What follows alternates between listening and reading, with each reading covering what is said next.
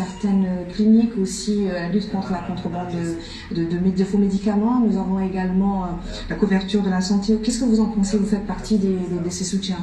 Oui, je fais partie de ces citoyens lambda qui se sont réveillés, qui ont décidé de soutenir aujourd'hui l'action qu'est en train de mener le ministre de la Santé, Dr Nadirou. Et je pense qu'en tant que citoyen, il ne faudra pas qu'on se voit en tant que position politique ou appartenance de parti politique, etc. Il faut d'abord poser les choses dans un contexte réel, de réalité et de vérité. Aujourd'hui, les populations mauritaniennes, elles souffrent. La Mauritanie est devenue, selon Mediapart, un des journaux les plus lus et des sites en France, que la Mauritanie est devenue une plaque tournante de l'Afrique de l'Ouest de faux médicaments.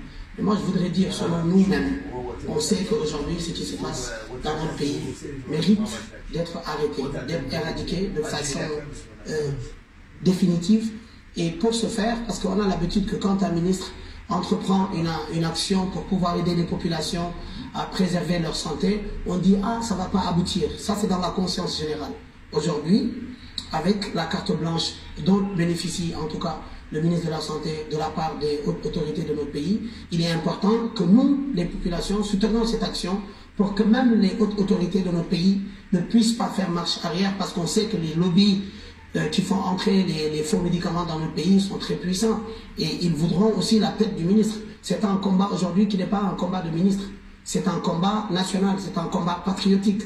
Et c'est dans cette lancée-là que nous avons décidé de soutenir ce qui se fait. Et vous pensez que ces réformes qu'a entrepris le ministère, le département de la Santé vont aboutir? Je pense qu'elles vont aboutir et elles doivent aboutir. Aujourd'hui, on ne doit plus être dans une logique où on a commencé quelque chose qui ne va pas se terminer. Et c'est l'une des raisons qui a fait que nous nous sommes positionnés en tant que jeunes Mauritaniens, en tant que population, pour dire au ministre, vous avez raison. Ce que vous êtes en train de faire va dans l'intérêt de notre pays. C'est parce que ça va dans l'intérêt de notre pays qu'on le soutient. Si demain il faisait des choses qui n'allaient pas dans l'intérêt de la population, on va aussi le dénoncer. Il faudra que les Mauritaniens soient habitués à un nouveau type de combat. Quand c'est bien, les autorités font quelque chose de bien, il faudra dire que c'est bien. Quand elles font quelque chose de négatif, il faudra dire que c'est négatif pour que ça soit amélioré. Aujourd'hui, le ministre de la Santé, Dr Nadirou, est en train de faire quelque chose d'extraordinaire, parce que c'est nous qui en pâtissons. Ce sont les contrebandiers qui bénéficient de l'argent, mais il faudra rappeler qu'aujourd'hui en Mauritanie, 80% de la population mauritanienne n'a pas de couverture maladie. Alors, si aujourd'hui ce combat contre ces faux médicaments, ce combat contre ces pharmacies qui poussent comme des champignons en Mauritanie, ces cliniques privées qui ont été ouvertes, on ne sait comment, même si ce n'est pas par la corruption, il est temps que la Mauritanie soit dans le standard de la normalisation, en tout cas, de son secteur sanitaire.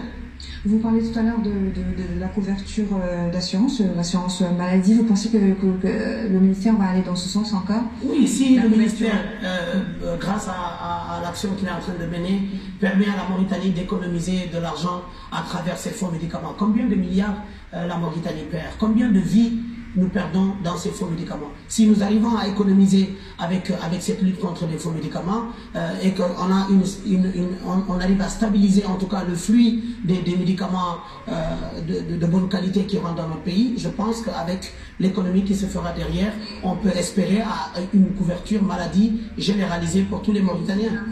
Des hôpitaux qui souffrent quand même d'un certain manque. Mais oui, après, même dans le reportage, vous avez entendu qu'il y a cette nouvelle mesure qui permet aux gens de se soigner et de payer après.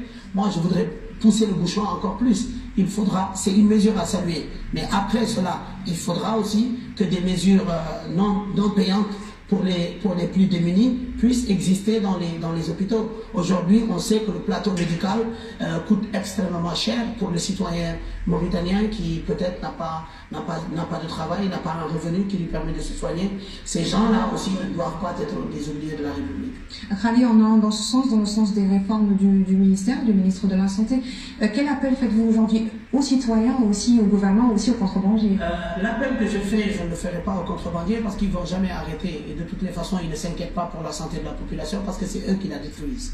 Mais l'appel que je ferai, je le fais au président de la République. M. Pazouani doit comprendre la nécessité et l'urgence de la population mauritanienne, parce que nous sommes en train de souffrir. Ce sont nos familles, ce sont nos enfants, ce sont nos frères, nos compatriotes mauritaniens qui payent les frais. Et je pense que le président ne doit pas reculer face aux lobbies qui veut déjà, vous l'avez vu à travers les écrits, à travers la mobilisation que les gens font, les lobbies des contrebandiers sont en train de tout faire pour tomber le ministre, parce qu'il est en train d'entreprendre des réformes qui vont dans l'intérêt du pays et qui ne vont pas dans l'intérêt des trafiquants des faux médicaments. Et la population ne doit pas rester là à dire oui, on l'a déjà vu, ça ne va pas aboutir. La population doit dire au ministre, nous vous soutenons dans ce que vous faites, nous sommes là pour vous soutenir, et si il doit vous arriver quoi que ce soit, le peuple se mettra là avec vous. Avec cette force-là, je pense que le ministre ne va pas reculer. Merci beaucoup Khalid Diallo, vous êtes activiste, journaliste et militant des droits humains. Merci d'avoir répondu à nos questions. Merci à vous.